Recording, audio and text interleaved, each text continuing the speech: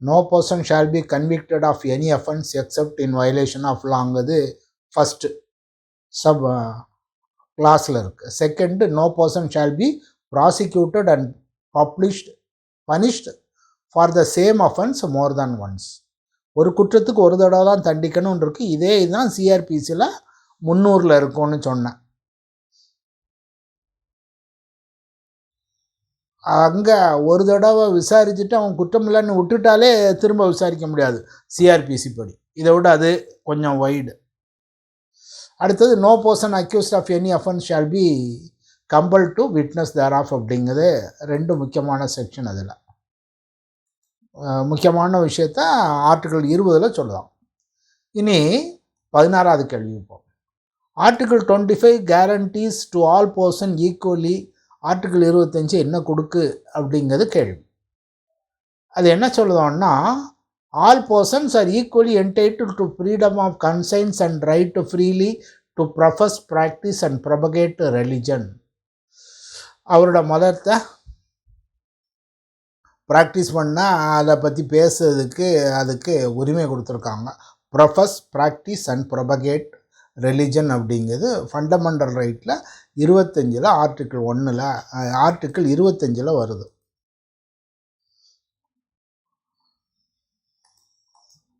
Correct answer ஏ.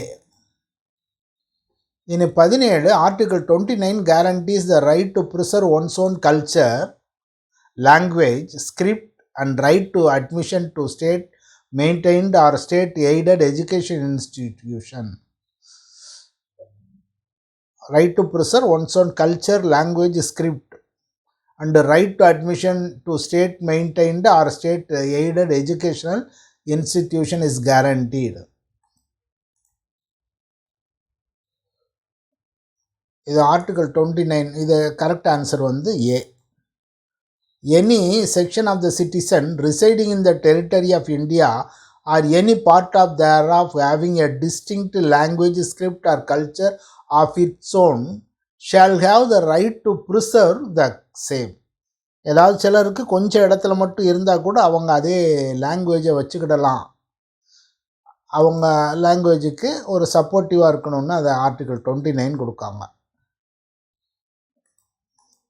அதுக்கு answer A. அடுத்தது, petition to the supreme court under section 32 are subject to the rule of res judicata except. Res ஜுடிகேட்டாங்கிறது CPC பார்க்கையில் பார்த்தோம். ஒரு வழக்கு substantially same matter, subject matter, parties அதே parties அப்படின்னா திரும்ப அதே மேட்ரை கொண்டு வந்து வேற ஒரு கோர்ட்டில் ஓப்பன் பண்ண முடியாது. இது ரிட் பெட்டிஷனுக்கும் பொருந்தும் அப்படிங்கிறது நீதிமன்ற தீர்ப்புகள்.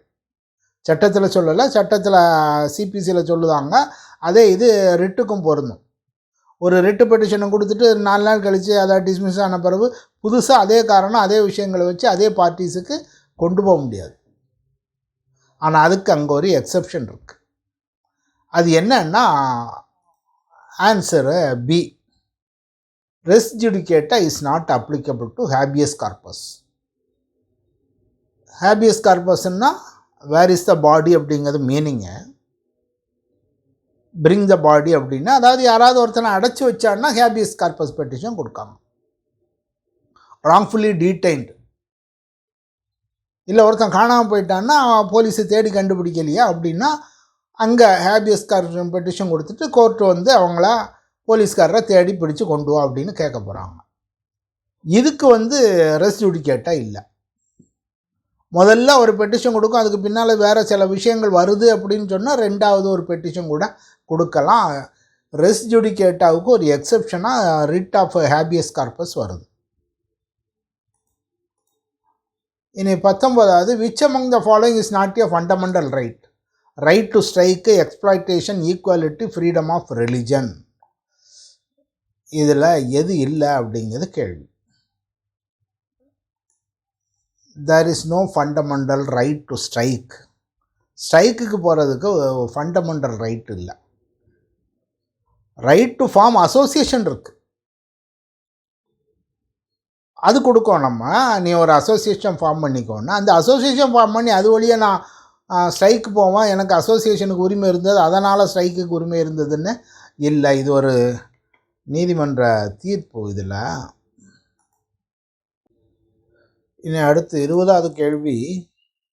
In which of the following cases did the Supreme Court of India hold that there is no reason to compel non-smokers to be helpless victims of the pollution? பொது வழியில் சிகரெட்டு குடிக்கக்கூடாதுங்கிற கொண்டு வந்த வழக்கு இது.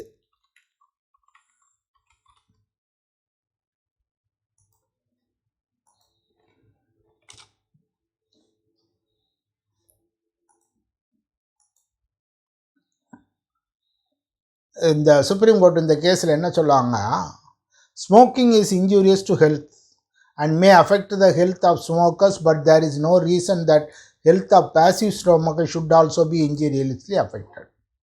இவன் புகை அடுத்தவனுக்கு போகுது, அவன் ஏன் பாதிக்கப்படணும்? No reason to compel non-smokers to be helpless victims of air pollution. இந்த வழக்கு வந்த பிறகு தான் பொது வழியில் சிகரெட்டு குடிக்கக்கூடாதுங்கிற ரூல் வந்தது.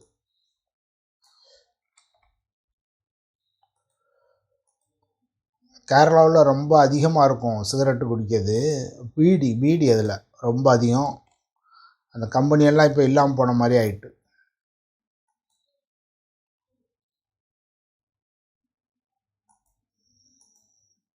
இது வரும்போது ரொம்ப ஸ்ட்ரிக்டாக இம்ப்ளிமெண்ட் பண்ணாங்க அங்கே.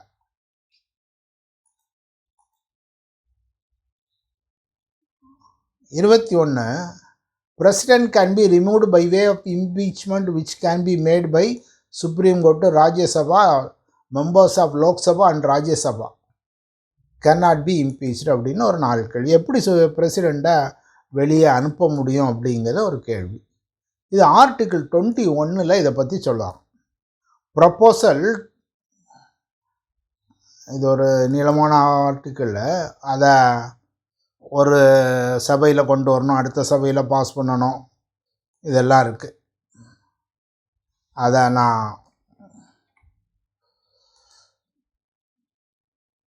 குரூப்பில் போட்டிருந்தேன்.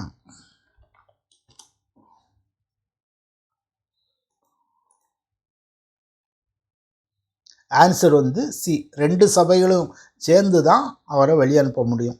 2 பேசிக்கு. அதாவது அவர் எலெக்ஷன் முன்னே ஓட்டு போட்டது 2 சபைகள் மட்டும்தான்.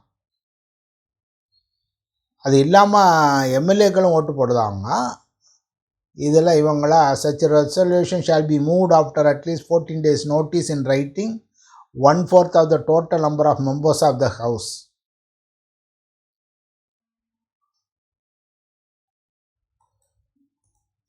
In 22, President of India is a Commander-in-Chief of Defence Force, armed head of the government, Supreme Commander of Defence Forces of the Union and the Executive Head of the Union.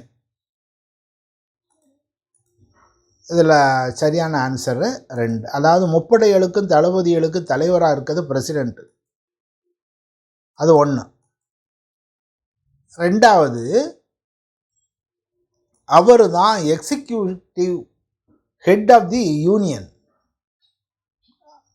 ஒன்றிய அரசாங்கத்தினுடைய தலைவர். அவர் எந்த agreement போட்டாலும், contract போட்டாலும் அது யாருடைய பேரில் இருக்கும்? பிரசிடெண்ட் பேரில் தான் இருக்கணும். இதிலேயே சொல்லுவாங்க, கான்ஸ்டியூஷன்லேயே சொல்லுவாங்க, any agreement on behalf of the government எப்படி இருக்குன்னா, இந்த நேம் ஆஃப் தி பிரசிடெண்ட். அவர்கிட்ட இருந்து கீழே எக்ஸிக்யூட் கொடுக்க இந்த எக்ஸிக்யூட்டிவ் இன்ஜினியரோ வேறு யாரோ ஒருத்தருக்கு அத்தாரிட்டி வருது. ஆனால் அந்த கான்ட்ராக்டுக்கு அவர் தான் பொறுப்பு. அதுலேயே சொல்லுவாங்க, இல்லை அதில் பர்சனல் லைபிலிட்டி கிடையாது, அவர் எக்ஸிக்யூட்டிவ் ஹெட்டு அப்படின்னு. இதில் answer supreme commander of defence forces, முப்படைக்கும் தளபதிகளுக்கு அவர் மேலே தலைவர். அது போக union and executive head of the union, executive head of the union. Correct answer D. இன்னும் 23, on proclamation of the emergency under article 352(1), the fundamental right granted in the Article 19 becomes automatically suspended by virtue of Article 358. Additionally, the President may order under Rule 359 suspend அப்படிங்கிறத எதெல்லாம் suspend பண்ணி வைக்கலாம். 382(1)ங்கிறது emergency. Fundamental right granted இன் த 19 becomes automatically suspended. இது போக வேறையும் suspend பண்ணி வைக்கலாம் அப்படின்னா எதை சஸ்பெண்ட் பண்ணலாம் அப்படிங்கிறது கேள்வி. President may by order declare that the right to move any court for the enforcement of such rights conferred by Article 3 except Article 20 and 21 and all proceedings pending in the court so mentioned shall remain suspended. அந்த proclamation வரைக்கும் நீ நீதிமன்றத்துகளுக்கு இந்த உரிமைகளுக்காக போகக்கூடாதுன்னு அவர் ஒரு உத்தரவு போடலாம். Correct answer C.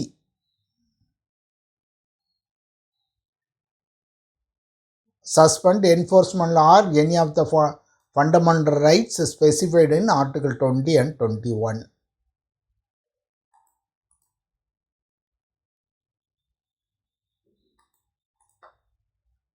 In 24, the proclamation issued under Article 356 empowers the பிரசிடெண்ட்டுக்கு என்ன உரிமைகள் ஆர்டிகல் 356 தருது அப்படிங்கிறது கேள்வி.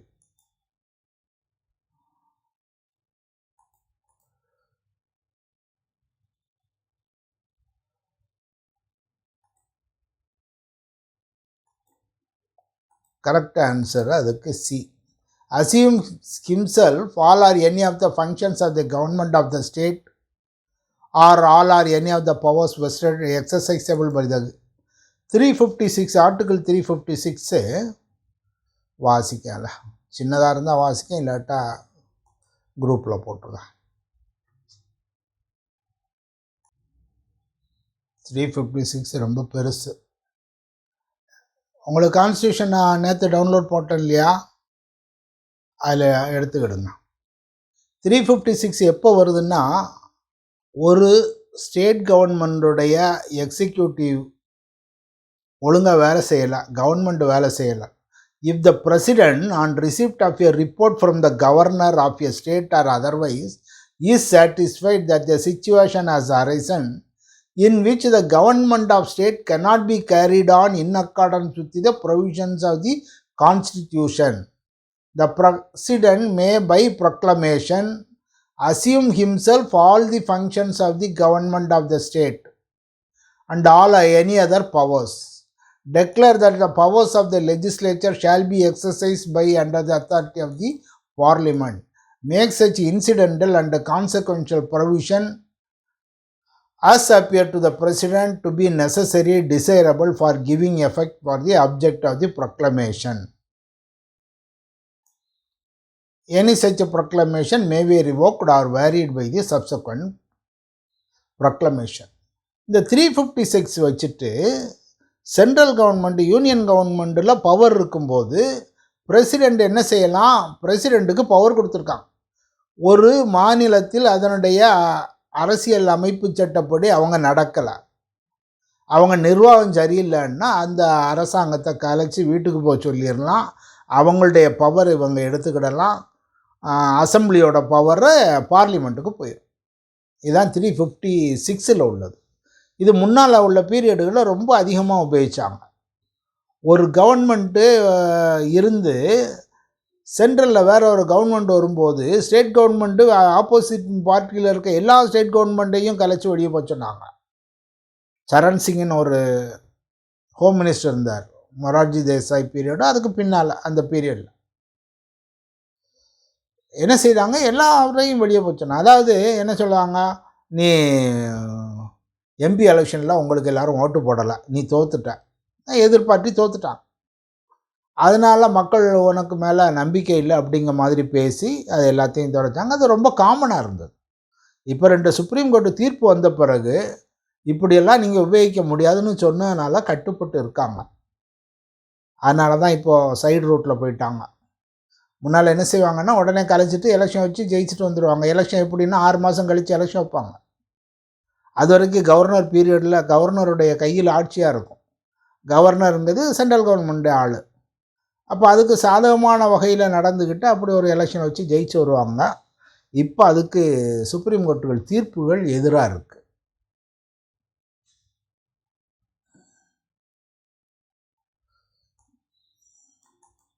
இது article 356.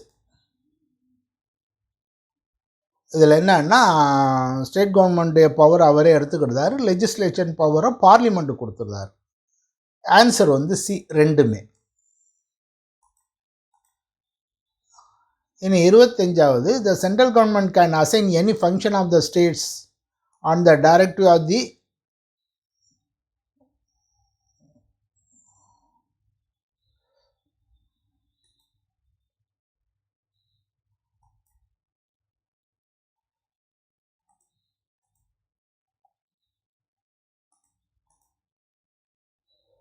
Article 258, the President may, with the consent of the government of state, entrust either conditionally or unconditionally to that government or to its officers functions in relation to any other matter to which executive power of the union extends. Union கவர்மெண்ட்டுக்கு இருக்க பவரை வேணுமானா president state கவர்மெண்ட்டுக்கு கொடுக்கலான்னு சொல்லுறதுக்கு article 258. Correct answer D.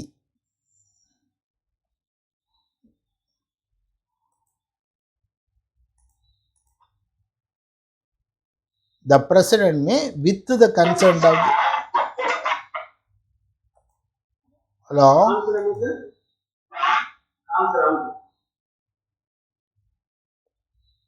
Hello? உங்க மைக்கு சரியில்லையா?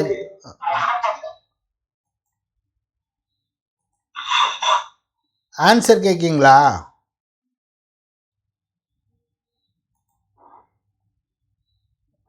ஆமா சார், அவர் 25க்கு ஆன்சர் கேக்குறாரு சார். உங்களுக்கு டிஸ்டர்பன்ஸ் இருக்கு அவருடைய மைக்ல இருந்து? இருக்கு சார். பேசும்போது அவர் டிஸ்டர்பன்ஸ், பேசும்போது கிளியரா இல்ல, டிஸ்டர்பன்ஸ் இருக்கு. சரி, 25க்கு ஆன்சர் டி. 25க்கு ஆன்சர் டி வித் த, அதைத்தான் திரும்ப சொல்லிக்கிட்டு இருக்கேன். ஓகே ஓகே, சரி சார். ஆர்டிகல் 258ல the president may with the consent of the government of state, இவங்க சம்மதிச்சான்னா யூனியன் கவர்மெண்ட்டில் இருக்க கொஞ்சம் வேலைகளை கீழே கொடுக்கலாம் அப்படிங்கிறதுக்காக 25ல் டி சொல்லியிருக்கோம். இனி 26, the constitution ensures absolute federation union unitary from government quasi federal government. இதில் ஆன்சரை டி. ஏன்னு சொன்னால் இதில் 2 விதமான அமைப்புகள் இருக்கும். ஒரு யூனியனாக இருக்கும், ஸ்டேட்டெல்லாம் சேர்ந்து ஒரு யூனியனாக வச்சுருப்பாங்க. அல்லது ஃபெடரலுங்கிறது மேலே இருக்கவனுக்கு மட்டும்தான் பவர் இருக்கும், கீழே இருக்கவனுக்கு பவர் இருக்காது. இது குவாசி ஃபெடரல் கவர்மெண்ட்டு, ஸ்டேட்டுக்கும் பவர் இருக்குது, சென்ட்ரலுக்கும் பவர் இருக்குது, அந்த மாதிரியாக இருக்குது. American system federal system. ஸ்டேட்டுகளுக்கு இன்னும் அதிகமான பவர் இருக்கும்.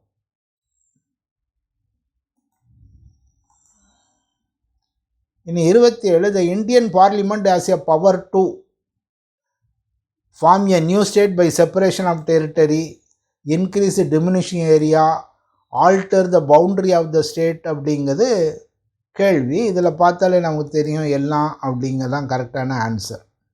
Article 3 gives a power to parliament, புதுசாக ஒரு ஸ்டேட்டை உண்டாக்கலாம், இருக்க ஸ்டேட்டுக்கு அளவுகளை கூட்டலாம் குறைக்கலாம்.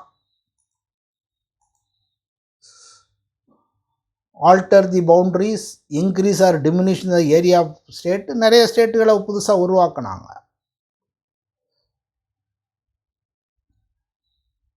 Under the doctrine of immunity of instrumentality, union and states cannot tax each other's property.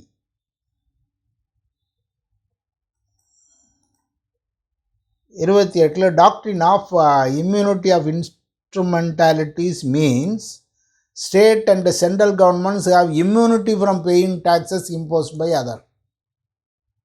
ஒரு போஸ்ட் ஆஃபீஸு சொந்த கட்டடம், அதுக்கு போய் ஸ்டேட் கவர்மெண்ட் டேக்ஸ் போடக்கூடாது. அதைத்தான் இம்யூனிட்டி. ஸ்டேட்டு சென்ட்ரல்கிட்ட இருந்து டேக்ஸ் வசூலிக்கக்கூடாது, சென்ட்ரல் ஸ்டேட்டில் இருந்து டேக்ஸ் வசூலிக்கக்கூடாது அப்படிங்கிறது should not be treated as an ordinary individual. Doctrine of immunity of instrumentalities. 29 union parliament has power to legislate on the subjects of all three lists in respect of scheduled area, hill area, backward area.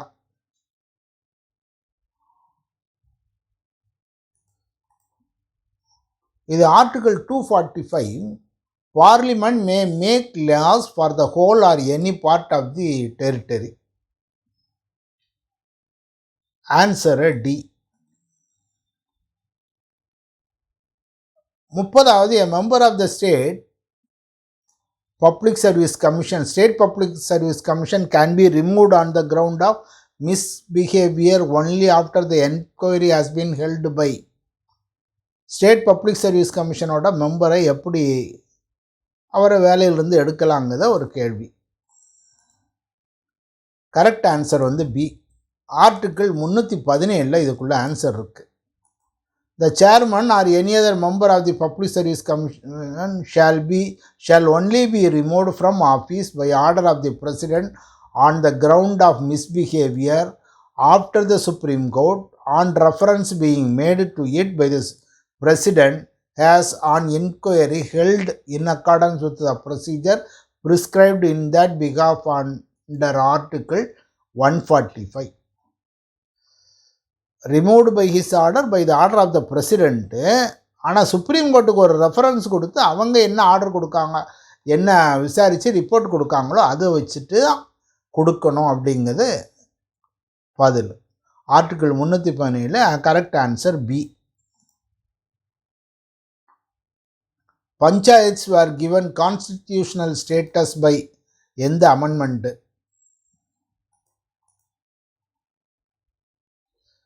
73. ஒரு part 9 ஒரு ஃபார்மை கொடுத்து அதில் இருந்து பஞ்சாயத்துகளுக்கு தனியாக கொடுத்துருக்காங்க. அதில் ஒரு ஆர்டிக்கல் போகிறான் ஏபிசி இன்னும் வரிசையாக வரும்.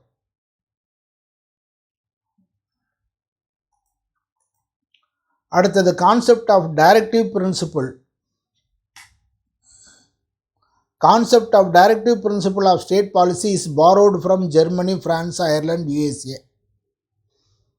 அது எங்கே உள்ளதுலேருந்து அந்த டைரக்டிவ் பாலிசி வந்தது அப்படிங்கிறது ஐரிஷ் அப்படிங்க அயர்லாண்டு சரியான answer.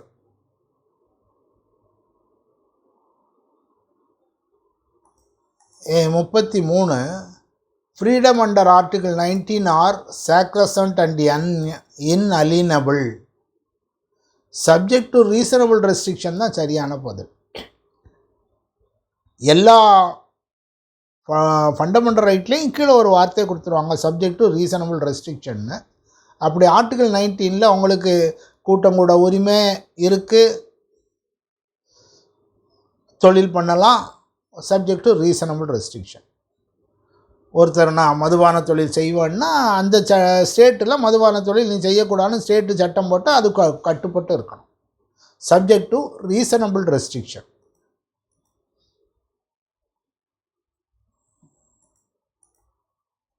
34 which one of the following is not a fundamental right. இதான் முதல் கேள்வியாக பார்த்தோம். Right to property. Right to property is a constitutional right, not a fundamental right.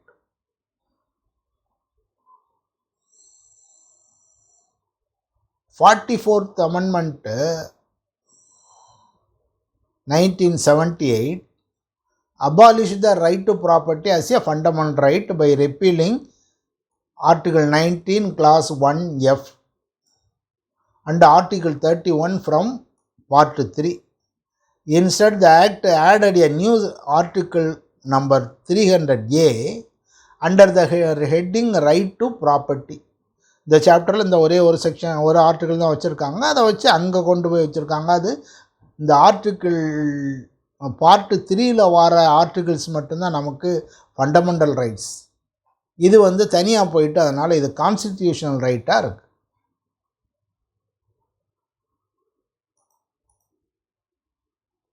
Fundamental duties under the article 51A is confined to. Fundamental டியூட்டிஸ்ன்னு ஒன்று கொடுத்துருக்காங்க 51A. It shall be the duty of every citizen and அப்படி 51 it shall be the duty of every citizen அப்படி வரிசையாக சொல்லுவாங்க. 51A. கொஞ்சம் உதாரணம் பார்க்கலாம். 51A இதை வந்து பின்னால் சேர்த்தது இந்த செக்ஷன். இது வந்து பார்ட் 4A அப்படின்னு ஒரு புதுசாக ஒரு பார்ட். அதில் it shall be the duty of every citizen of இந்தியான்னு எல்லாருக்கும் இது ஒரு கடமை. அது abide by the constitution, respect ideals and institutions, the national flag, national anthem, இதெல்லாம் ஒரு டியூட்டியாக வந்துடுது. uphold, protect sovereignty, unity, integrity, defend the country, render national service when called upon to do so. இப்படி இதை கொடுக்குறது ஃபண்டமெண்டல் டியூட்டி. இது article 51A சொல்லுவாங்க. இனி power of to dissolve Lok Sabha is vested with.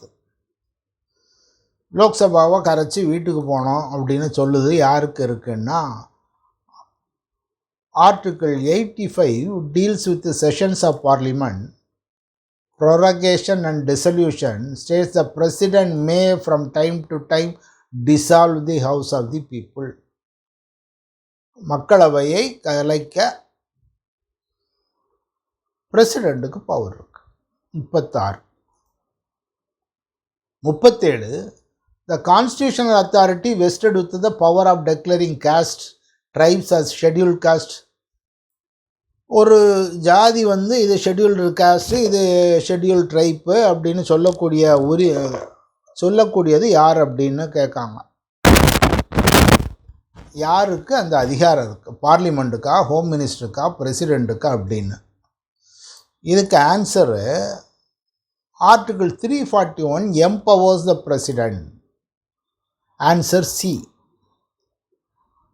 He may, with respect to any state or union territory and where it is a state, after consultation with the governor, by public notification specify the caste. அதான் நீங்கள் அதை சொல்லலாங்கிறத பிரசிடெண்ட்டுக்கு power கொடுத்துருக்குது. Article 341 correct answer C. இனி 38 the powers of the president are beyond constitution in accordance with the constitution, parliament அப்படின்னு கேள்வி. இது பவர் கொடுத்துருக்கதெல்லாம் எது வழி கொடுத்துருக்கோம்? கான்ஸ்டியூஷன் வழி கொடுத்துருக்கோம். In accordance with the constitution. கான்ஸ்டியூஷனில் என்ன சொல்லியிருக்கோமோ அந்த பவர் தான் அவருக்கு இருக்க முடியும். 39 ப்ரொரகேஷன் ஆஃப் ஹவுஸ் மீன்ஸ் அப்படின்னா என்ன அர்த்தம்?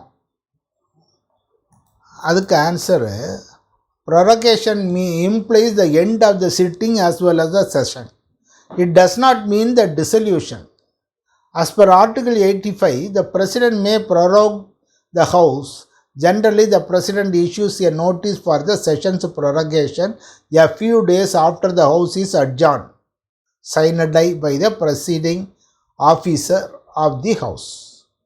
அதாவது ஒரு கூட்டம் வரிசையாக நடந்துக்கிட்டே இருக்குது. இப்போ மழைக்கால கூட்டத்தொடர் அப்படின்னு சொல்லுவாங்க. நவம்பர் டிசம்பரில் நடக்கும். அது முடிஞ்ச பிறகு கடைசி நாளில் அவர் குறிப்பிடாமல் சபையை ஒத்தி வைக்கிறேன்னு வைக்கார். அதான் சைனடைன். அதுக்கு பின்னால் இவர் பிரசிடெண்ட்டு ஒரு உத்தரவை போட்டு அதை முடித்து வைக்கார். அவர் ஒத்தி தான் வைக்கார். இந்த செஷன் முடிஞ்சு போச்சு அப்படின்னா அவர் தேதி குறிப்பிடாமல் சபையை ஒத்தி வைக்கிறேன்னு வைக்கார். இவர் அதுக்கு பிறகு அழைக்கப்பட்ட சபை நிறுத்தி வைக்கப்படுகிறது. இவங்க சொல்லி தான் வாராங்க. அவர் சொல்லி பிரசிடெண்ட்டு அதை ப்ரொரகேஷன் அப்படின்னு சொல்லுது.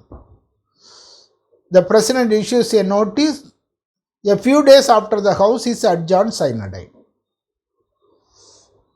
காலவரையின்றி ஒத்தி வச்ச பிறகு ஒரு நாள் சபை முடித்து வைக்கப்படுகிறது அப்படின்னு சொல்லுவார். இது கலைக்கப்படவில்லை, நாட் டெசல்யூஷன். கலைக்கப்படுதுன்னா எம்பிக்கு பவரே இல்லை, எல்லோரும் வீட்டுக்கு போங்க. இன்னும்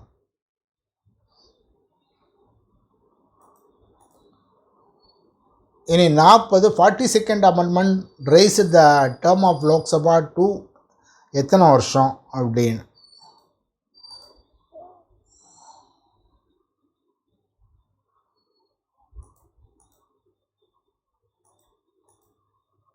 அதில் 6 வருஷம்னு கொண்டு வந்தாங்க. இது எமர்ஜென்சி பீரியடில் இந்திரா காந்தி மேடம் பிரசிடெண்ட்டாக இருக்க இது பிரைம் மினிஸ்டராக இருக்கையில் நிறைய சேஞ்சஸ் கொண்டு வந்தாங்க. இந்த 42வது அமெண்ட்மெண்ட் ஆல்மோஸ்ட் கான்ஸ்டியூஷன்லேயே எங்கேயும் மாற்றின மாதிரி தான். அதில் ஒன்று தான் இந்த எம்பிக்கெல்லாம் ஏன்னு சொன்னால் அந்த பீரியடில் எல்லாமே அவங்க எம்எல்ஏக்கள்லாம் அங்கேயே இருந்தாங்க. அவங்க இப்போ இருக்க பொசிஷன் மாதிரி இருந்தது.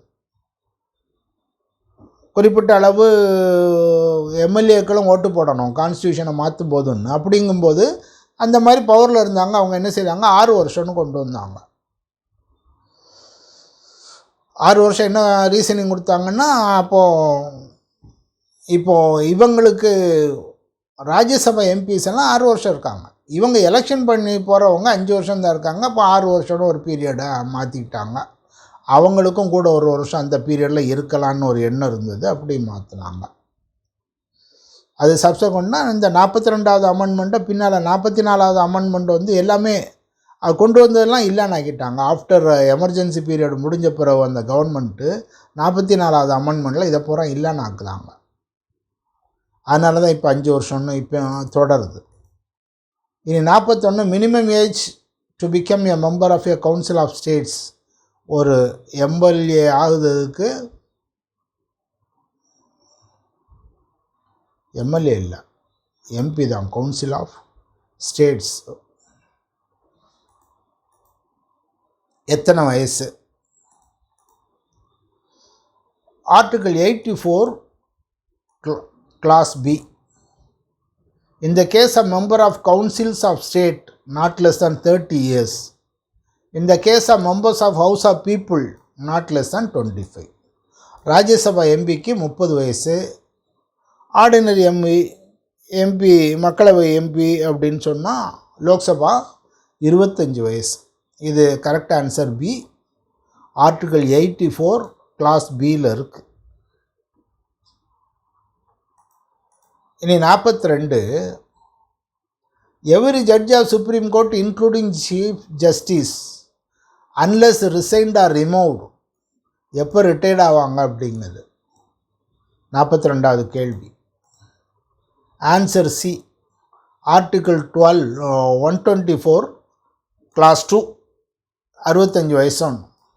சுப்ரீம் கோர்ட்டுக்கு மேக்ஸிமம் ஏஜ் 65, ஹை கோர்ட்டுக்கு ஏஜ் 62. ஹைகோர்ட் ஜட்ஜு 62 வயசு.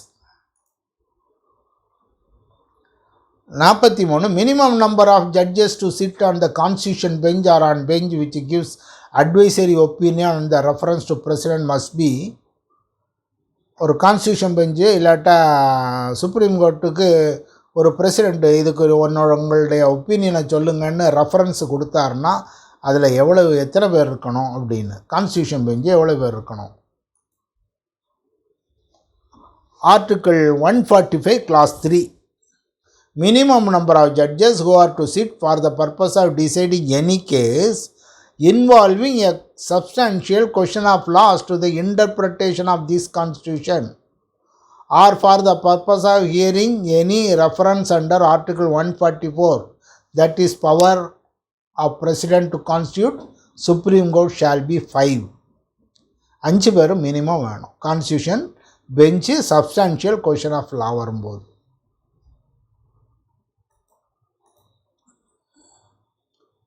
44. A person shall not be qualified for appointment as a judge, high court judge, unless he is a citizen of India and அப்படின்னு அது எத்தனை வருஷம் இருக்கணும் அப்படிங்க.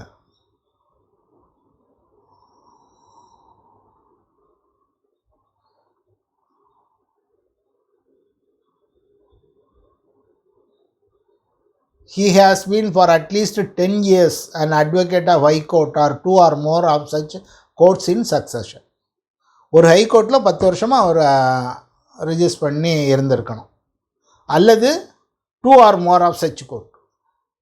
கர்நாடகா ஹை கோர்ட்டில் 2 வருஷம் இருந்தார், இங்கே 8 வருஷம் இருக்காருன்னா எடுத்துக்கிடலாம்.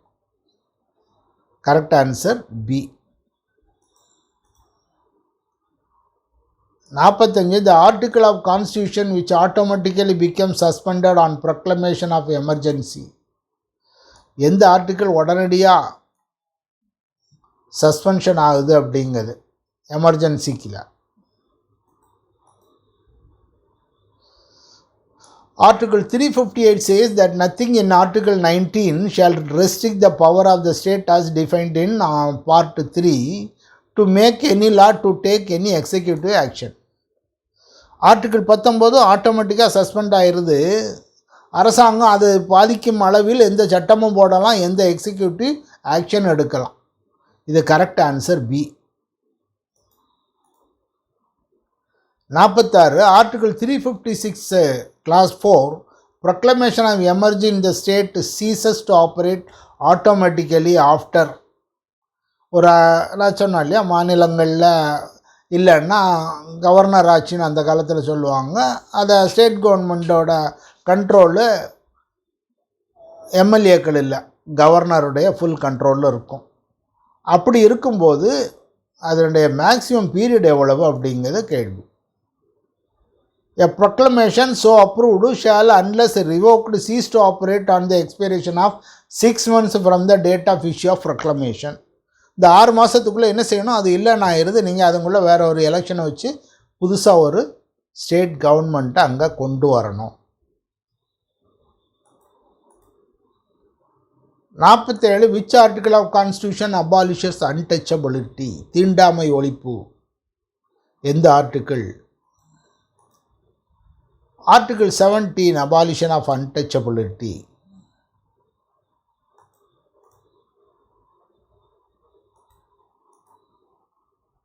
Correct answer C. In 48 which article of Constitution of India states that a state shall endeavour to secure for every citizen a uniform civil code throughout the territory of India? ஒரு uniform civil code வேணும் அப்படின்னு எந்த article சொல்லுது?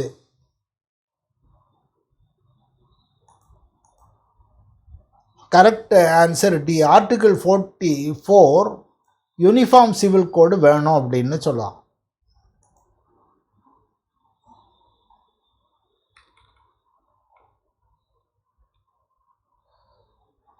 Article 44 uniform, the state shall endeavour to secure for the citizens a uniform civil code throughout the territory of India.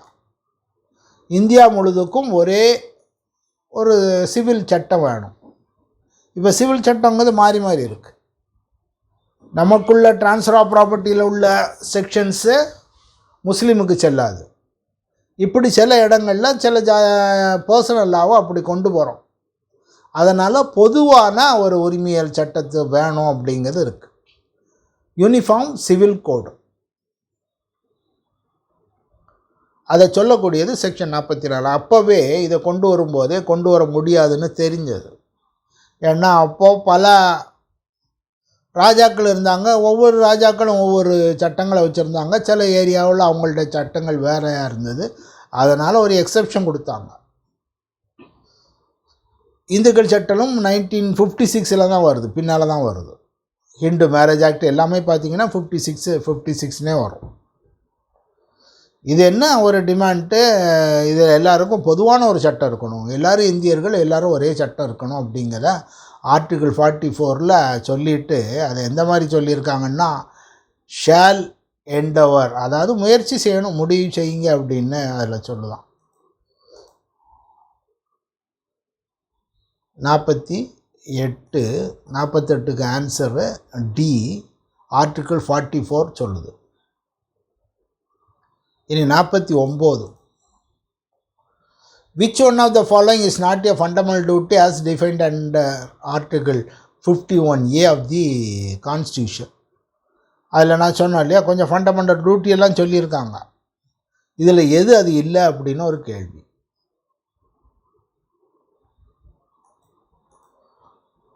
இது answer D, to exercise franchise by casting ஓட்டு. இது அதில் இல்லை. இனி 50வது கேள்வி, landmark judgement of honourable supreme court in justice J.K.S. Puttaswamy retired and others is popularly known as ஒரு 4 case முக்கியமான கேஸுகள்னு கொடுத்துருக்காங்க. சபரிமலை கேஸு, பெண்கள் போகலாமாங்குது. அயோத்தியாவில் கோவில் சொத்து யாருக்குன்னு. ஜட்ஜஸ் அப்பாயின்மெண்ட் கேஸில் தான் என்ன சொன்னாங்கன்னா, அந்த இவங்களே ஒரு கான்ஸ்டியூஷன் அமெண்ட் பண்ணி நாங்கள் தான் இனி ஜட்ஜெல்லாம் போஸ்ட் பண்ணுவோன்னாங்க. அந்த கேஸில் வரும்போது அது செல்லாது, எங்களுடைய அப்பாயின்மெண்ட்டில் நீங்கள் தலையிடுதீங்க அப்படின்னு. அடுத்து ஆதார் கேஸ் வந்து ப்ரைவசியை பற்றி பேசக்கூடியது Aadhaar case. Justice K S Puttaswamy retired ஆனதுன்றது Aadhaar case. Ayodhya case Siddiq versus Mahant. Judges appointment case supreme court advocate general advocates on record association versus union of India. Sabarimala Indian young lawyers. இந்த 4 கேஸும் கொஞ்சம் முக்கியமான ஹெட்டிங்கு பார்த்து வச்சுக்கிடுங்க, நான் வாட்ஸ்அப்பில் போடுறேன்.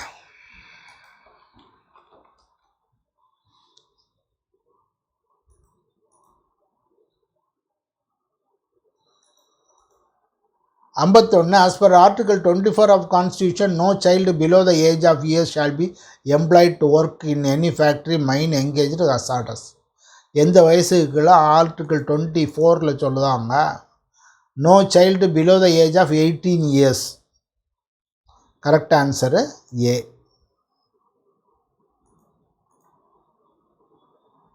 Which article of the Constitution relates to appointment of district judges by the governor in consultation with the High Court? District judge appointment வந்து கவர்னரு ஹைகோர்ட்டில் கேட்டுட்டு போடணும். அது எந்த ஆர்டிக்கிள் அப்படிங்கிறது. Correct answer A, article 233 appointment of district judges. In 53, following article of Constitution of India relates to freedom to manage religious affairs. இது எந்த article?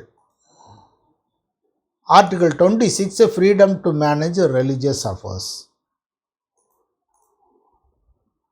54 fundamental right conferred under article 19 is available to citizen of India அல்லது citizen of foreigner அல்லது foreigner living in India. யாருக்கு கொடுக்காங்க? Article 19 கொடுக்க உரிமைகள் யாருக்கு உண்டு?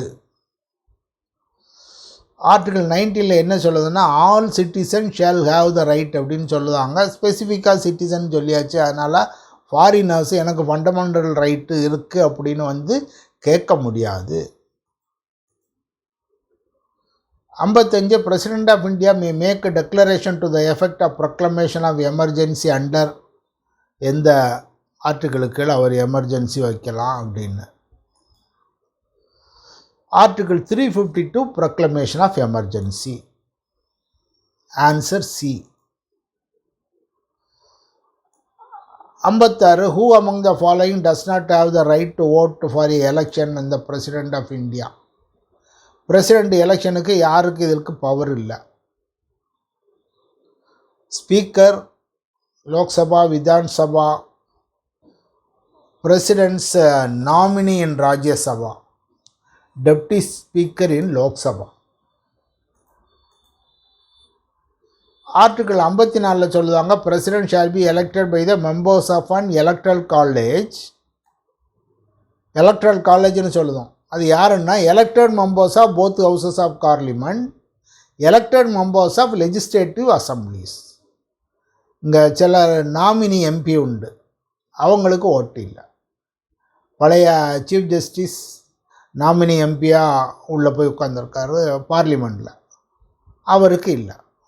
பாண்டிச்சேரியில் எம்எல்ஏஸ் இருக்காங்க, நாமினேட்டட் எம்எல்ஏஸ் 3 பேர் கொடுத்துருக்காங்க, அவங்களுக்கு ஓட்டு இல்லை.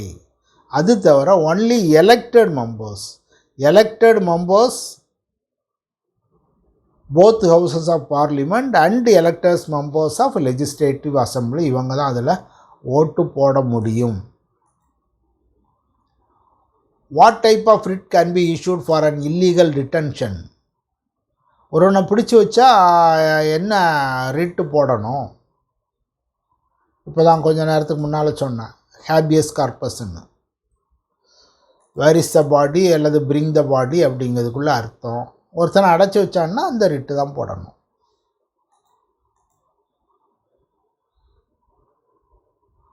ஐம்பத்தெட்டு age of retirement of chief justice of high court. High court எல்லாருக்கும் 62 வயசு, சுப்ரீம் கோர்ட்னா 65 வயசு. இனி 59 as per article 16 clause 2 no citizen shall on grounds of only be eligible discrimination against அப்படின்னு இதில் என்ன போடணும் அப்படின்னு religion, race, caste, sex or any of them. இது ஆர்டிக்கிளில் என்ன சொல்லியிருக்கு? No citizen shall on the grounds only of religion, race, caste, sex, descent, place of birth, residence அப்படின்னு அதில் சொல்லியிருக்காங்க. அதுக்கு ஆன்சர் வந்து correct answer C.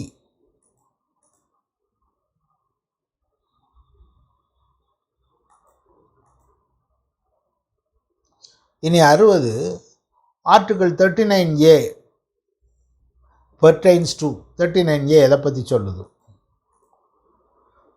Equal justice and free legal aid.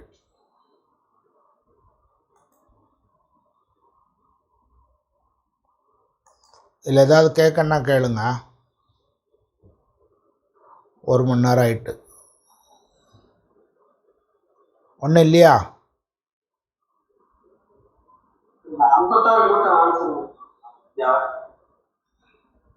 56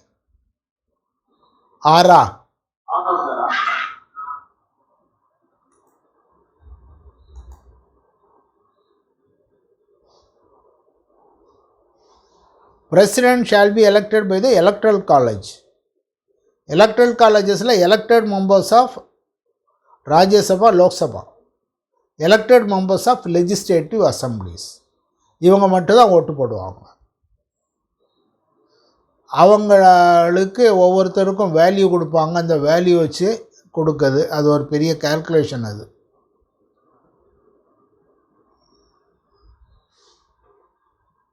மக்கள் தொகையை கணக்கெடுப்பு வச்சு அவங்க எம்எல்ஏக்களுக்கு வேல்யூ, இந்த ஸ்டேட் எம்எல்ஏக்கு இவ்வளோ வேல்யூ, அந்த ஸ்டேட் எம்எல்ஏ பாண்டிச்சேரிக்கு குறையா இருக்கும். அவங்கெல்லாம் 25,000 ஓட்டு வாங்கினவங்கெல்லாம் எம்எல்ஏ ஆயிடுவாங்க. ஒரு எம்எல்ஏ சீட்டுக்கே 26 தான் இருக்கும். சின்ன சின்ன இடங்கள் அவங்களுக்கு வேல்யூ குறையா இருக்கும். அந்த நம்பர் ஆஃப் பர்சன்ஸ் ஓட்டட் இந்த ஸ்டேட்டுங்கிறத வச்சு அவங்களுக்கு வேல்யூ இருக்கும். எலக்டரல் காலேஜ்னு பேர் அதுக்கு. அது எலக்ட்ரல் காலேஜில் எம்எல்ஏவில் உள்ள 3 பேரும் இல்லை எம்பிஸும் 2 சபையில் உள்ள எம்பிஸு எம்எல்ஏஸும் ஓட்டு போடுவாங்க. Correct answer C. இதான் கேட்டிங்களா?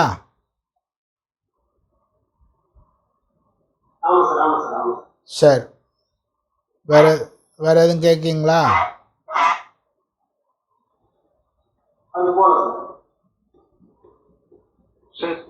சொல்லுங்க சார். 26 and 28 அதுக்கு மட்டும் ஆன்சர் சொல்லுங்க சார்.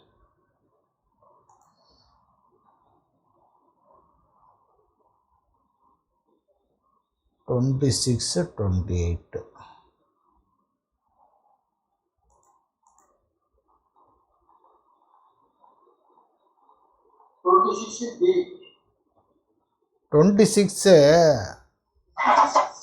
அது வந்து ஒரு ஃபெடரலா? Correct answer quasi federal. நம்ம ஃபெடரல் இல்லை. Okay sir.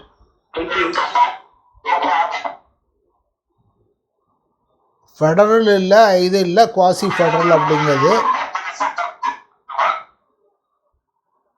சீனிவாசன் மைக்கு இஷ்யூ இருக்கு போல இருக்குன்னா.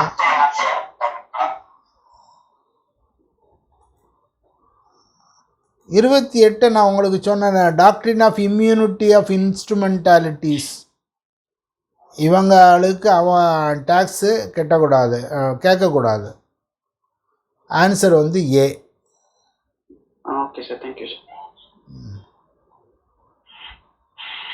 போகலாம் அடுத்து.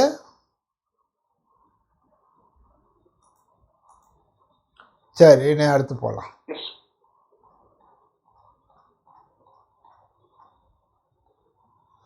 அறுபத்தி ஒன்று ஆர்டிகிள் 20 கிளாஸ் 2ல் no person shall be convicted prosecuted investigated அப்படின்னு இருக்குது. இது என்னது கரெக்ட் ஆன்சர் அப்படிங்கிறது கேள்வி. நான் ஏற்கனவே இதை பற்றி சொன்னேன் உங்களுக்கு. No person shall be prosecuted and punished. Answer வந்து C, for the same offence.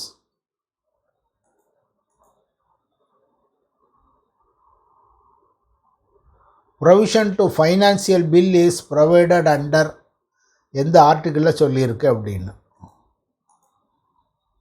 இது article 210 definition of money bills. Money bills அப்படிங்கிறது அது பணம் சம்பந்தப்பட்ட விஷயங்களை லோக்சபாவில் மட்டும்தான் பாஸ் பண்ணணும். அதுக்காக உள்ளதுக்காக டிஃபனிஷன் 110 கொடுக்காங்க.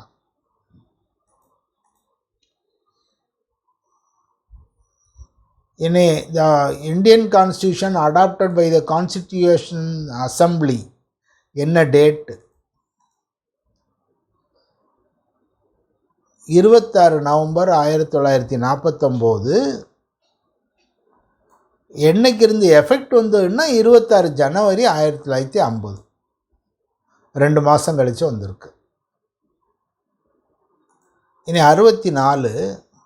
As per Article 50 of the Constitution, the state shall take steps to separate the judiciary from the executive. In the public service, military service, judicial service, none of the above அப்படின்னு. இதனுடைய answer Article 50 states that the state shall take steps to separate judiciary from the executive in the public services of the state. அரசாங்கத்தினுடைய பொது சேவைகளில் இதை தனியாக பிரிச்சிருங்க. Judiciary and executive. ஏன்னா எக்ஸிக்யூட்டிவ்க்கு judiciary power கொடுத்துருக்கோம், இருந்தாலும் அந்த வேலைகள் தனியாக தான் இருக்கணும்.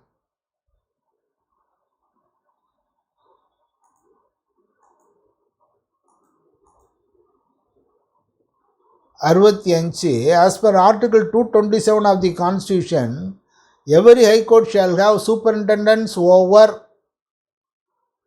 in relation to which it exercise jurisdiction. எந்த கோர்ட்டுகள் மேலே ஹை கோர்ட்டுக்கு அதிகாரம் இருக்கும் அப்படின்னு சொல்லக்கூடியது ஆர்டிகல் 227. என்ன சொல்லுது? Every high court shall have superintendent over all courts and tribunals throughout the territories in relation to which it exercises jurisdiction.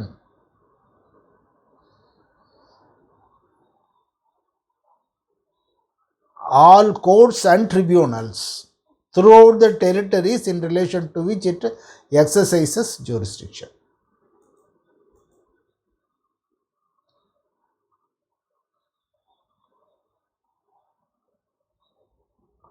Correct answer A. Who is the legal advisor to the state government? State governmentக்கு legal advisor யார்? Article 165 clause 2, it shall be the duty of the advocate general to give advice to the government of the state upon such legal matters and to perform such other duties of legal character as may from time to time be preferred or assigned to him. Correct answer D.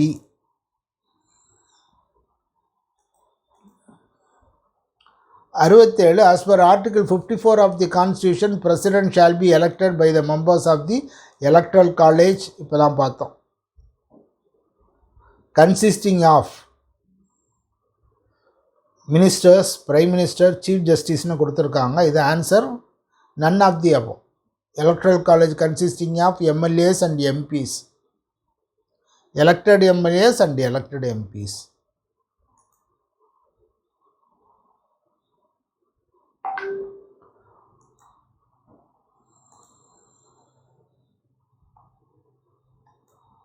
Article 54 states the president shall be elected by Electoral College. Article 54ல இருக்கு.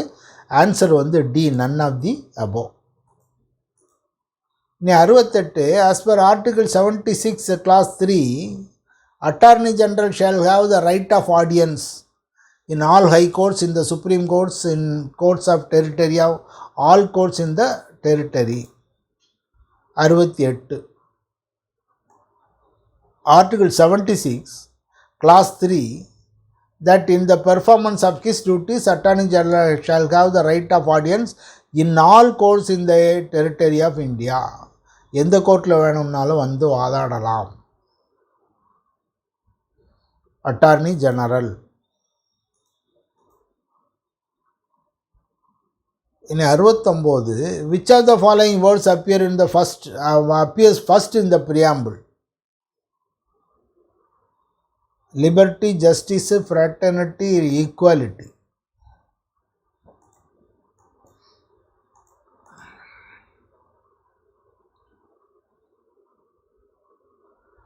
Justice, social, economic and political. Liberty of thought, expression, belief, faith and worship. Equality of status and opportunity.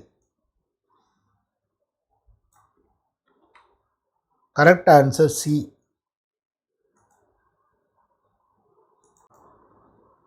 இனி 70 which article of the constitution mentions the union list, state list, concurrent list? இந்த லிஸ்ட்டுகளில் 3 list இருக்குது.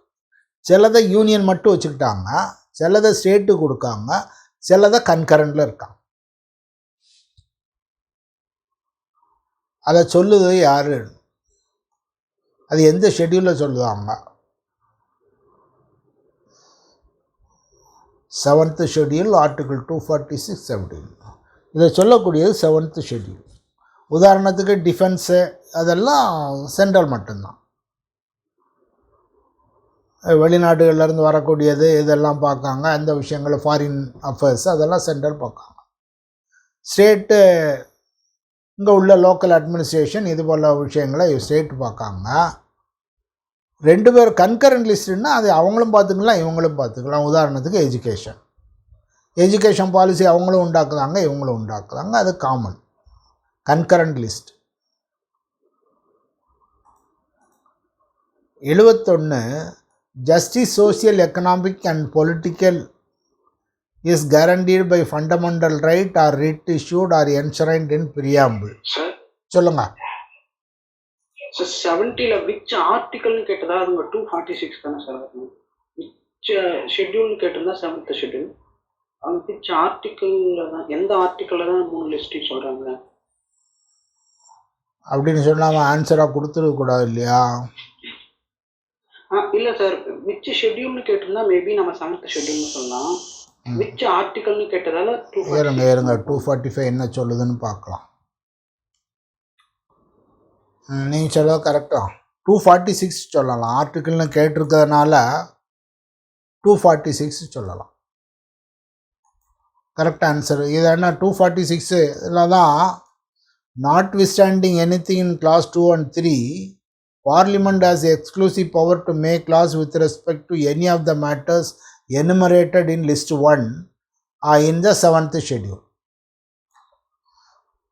Notwithstanding anything in clause, Parliament and subject to the clause legislative have power to make rules in concurrent list. அதாவது என்னென்ன ஐட்டம்னு சொல்லக்கூடியது 7th ஷெட்யூலில். இதில் 246 என்ன சொல்லுதாங்கன்னா கன்கரண்டாக இருக்கிறதுல 2 பேரும் நீங்கள் ஆக்ட் பாஸ் பண்ணலாம், இதில் ஸ்டேட்டுனா நீங்கள் மட்டும்தான் அப்படின்னு சொல்லக்கூடியது இந்த 246. இதில் ஆர்டிக்கிள்னு கேள்வி கேட்டிருக்கிறதுனால அதை 246ன்னு கரெக்ட் ஆன்சராக இருக்கும்.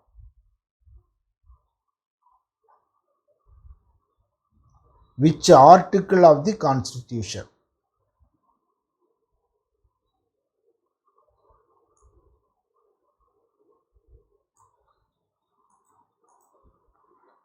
In 71 preamble. Preamble in the Constitution states the idea to secure to all its citizens justice, social, economic and political. இதை எழுதியிருக்குது preamble. அதனால் 71க்கு சரியான answer as idea enshrined in preamble in the Constitution. 72 executive power of the union is vested with. Executive power யார்கிட்ட இருக்குது? Executive power அங்கே பிரசிடெண்ட்டாக ஸ்டேட்டில் இந்த கவர்னர்கிட்ட. Executive power பிரசிடெண்ட்டை இருக்குன்னு சொல்லக்கூடியது ஆர்டிகிள் 53. ஆன்சர் வந்து பி.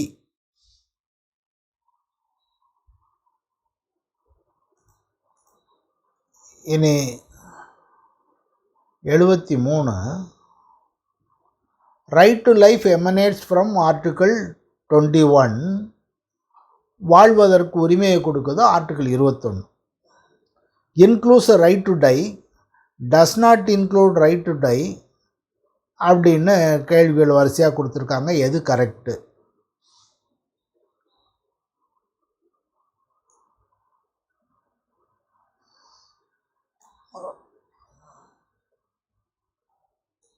இதில் ஆன்சரு 2 நீதிமன்ற தீர்ப்புகள் இருக்குது.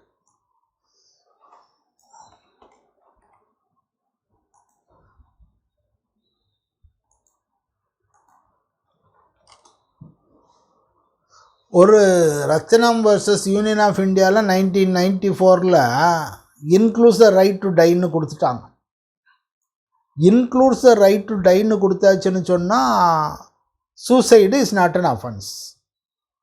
Attempt to suicide then not an offence. அதே போல் அபட்மெண்ட் ஆஃப் சூசைடு வந்தாலும் அந்த மாதிரி இல்லை. சூசைடுங்கிறது அஃபென்ஸ் இல்லை, because he has a right to die. P Rathinam versus union of India. அது வந்து ஒரு 4 மாதத்துலேயே அடுத்த தீர்ப்பை கொடுத்துட்டாங்க. Gian Kaur versus state of பஞ்சாபில். இது வந்து ஒரு 6 மாதத்துலேயே அடுத்து 4 மாதத்தில் அடுத்த தீர்ப்பு வந்துட்டு அவங்க அப்படியெல்லாம் உரிமையெல்லாம் கிடையாது அப்படின்ட்டாங்க.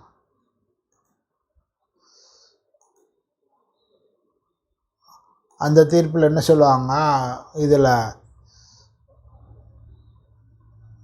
the term of life does not mean mere animal existence but right to live with human dignity அப்படின்னு பி ரத்னம் அப்படிங்க இதில் சொல்லுவோம்.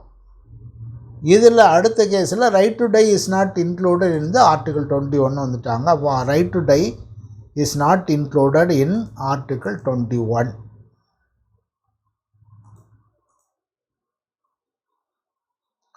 Article 21 right to life emanates from article 21 and it does not include right to die. இனி 74 the pardoning power of president under 72 can be exercised. அதாவது மன்னிப்பு வழங்கக்கூடிய உரிமை president கொடுத்துருக்கோம். மரண தண்டனை குற்றவாளிகளையும் மன்னித்து வெளியே விடலாம் வரும். அதுக்கு பவர் கொடுத்துருக்கிறது 72. அதில் கேள்வி கேட்காங்க, எப்படி அதை கொடுக்க முடியும்? ஆர்டிகிள் 7, இது ஆன்சர் வந்து ஏ. ஆர்டிகிள் 72 என்ன சொன்னா, president shall have the power to grant pardons, reprieves, respites and remissions of punishment.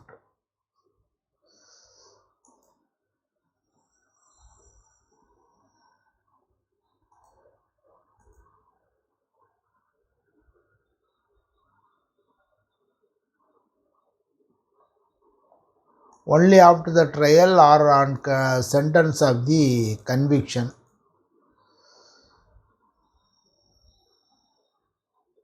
என்ன ஆர்டிகிள் 72 என்ன சொல்லுவாங்க? commute to the sentence of any person convicted of any offense. கன்விக்ஷனுக்கு பிறகு தான் அவருக்கு ரைட் வருது மன்னிச்சு வெளியே விடுவதற்கு. 75 sovereignty under constitution belongs to president people. யாருக்கு அது இறையாண்மை அப்படின்னு சொல்லுவோம். ஒரு நாட்டினுடைய இறையாண்மை அப்படின்னு சொல்லக்கூடியது அது யாருக்கு இருக்குன்னா எல்லா மக்களுக்கும் தான் இருக்குது. Sovereignty under constitution belongs to. ஏன் அப்படி சொல்லுதோம் நம்ம? கான்ஸ்டியூஷன்லேயே பேஜை we the people of India, பேஜை பிரையாம்பிள் தொடங்குது.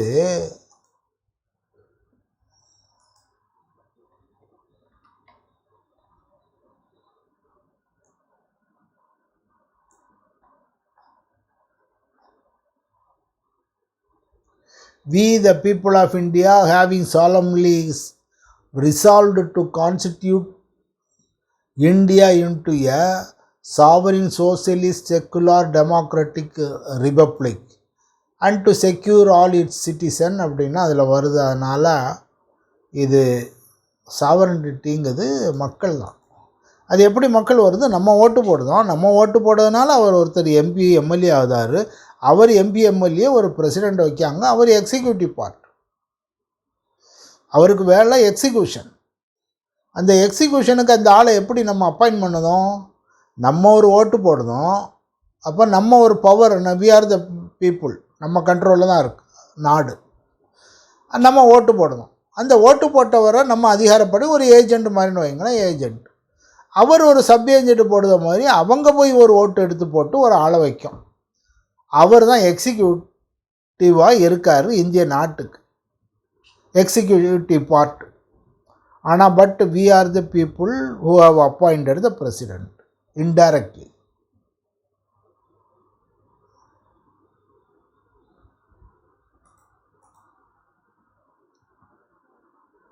belongs to sovereignty under constitution belongs to the people. 76 power of the president to issue ordinance. ஒரு ஆர்டினன்ஸை இஷ்யூ பண்ணதுக்கு இப்போ ஒரு பவர் கொடுத்துருக்கோம் அவங்களுக்கு. அதாவது ஒரு பார்லிமெண்ட் இல்லை, ஒரு அவசரமாக ஒரு சட்டம் வேண்டியிருக்கு, என்ன செய்யணும்? ஒரு அவசரமாக ஒரு சட்டத்தை நீங்களே எழுதி போட்டுக்கிடுங்க.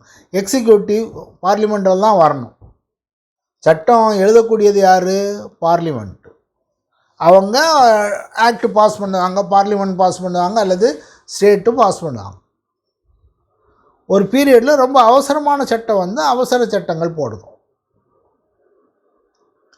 ஒரு நிர்பயா கேஸில் வந்தது, இப்படியே இருந்தால் ரொம்ப மோசம் அப்படின்னா அவசரமாக ஒரு அவசர ஆர்டினன்ஸ்னு சொல்லுவோம்.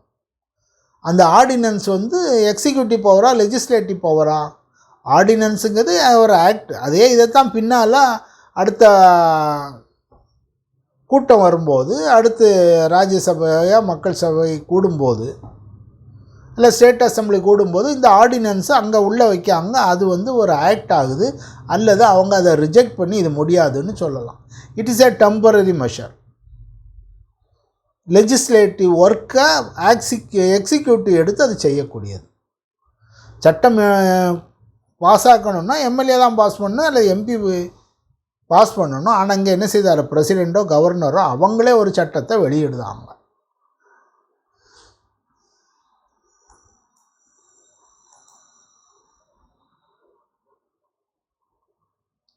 The ordinance making power is the legislative power of the president. It has been vested in him to deal with the unforeseen or urgent situation and used when both houses are not in session. In 77, why is the year 1952 important in the Indian history? State Reorganization Act was passed. First census, first election.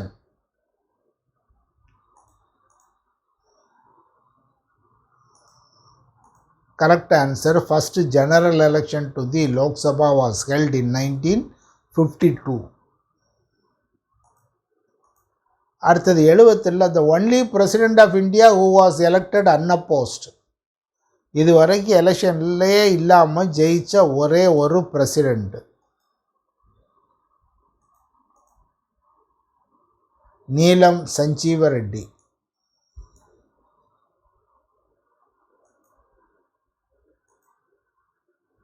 The only president of India who was elected unopposed is Neelam Sanjeev Reddy. Answer C.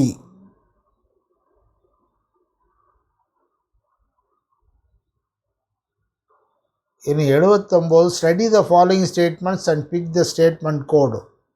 Statement 1, the power of the High Court to issue writs is wider than the power under the Supreme Court.